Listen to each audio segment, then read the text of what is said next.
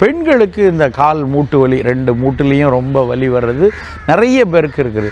அதுக்கு காரணம் பார்த்திங்கன்னா 40 வயதுக்கு மேலே அவர்களுடைய மாதவிடாய் முடியக்கூடிய தருவாயில் 45லேருந்து 50 வயதுக்குள்ளே இந்திய பெண்களுக்கு மாதவிடாய் முடிகிற சமயம் வரும் அப்படின்னு கண்டுபிடிச்சிருக்காங்க. ஆனால் இன்றைக்கு அது நிறைய வேறுபட்டு இருக்குது. அதாவது 40 வயதில் 41 வயதிலே சில பேருக்கு மாதவிடாய் முடிவு வருது.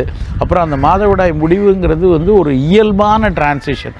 நார்மலாக தான் அது ஒரு கடைசி ஒரு 6 மாதத்துக்கு வேணால் கொஞ்சம் முன்ன பின்ன அதனோட சுழற்சி 30 நாளைக்கு ஒருக்க இருக்காமல் ஒரு 45 நாள் 60 நாளைக்கு ஒருக்க அப்புறம் அப்படியே இயல்பாக நிற்கணும்.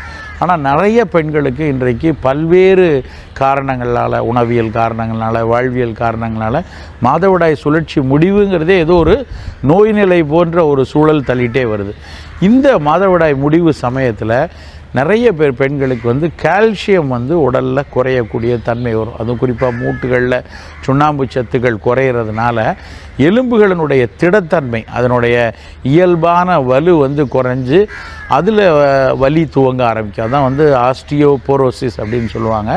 அதுதான் இன்றைக்கி பெருவாரியான பெண்களுக்கு மூட்டு வலி வருவதற்கும் இடுப்பு வலி வருவதற்கும் ரொம்ப முக்கியமான காரணம்.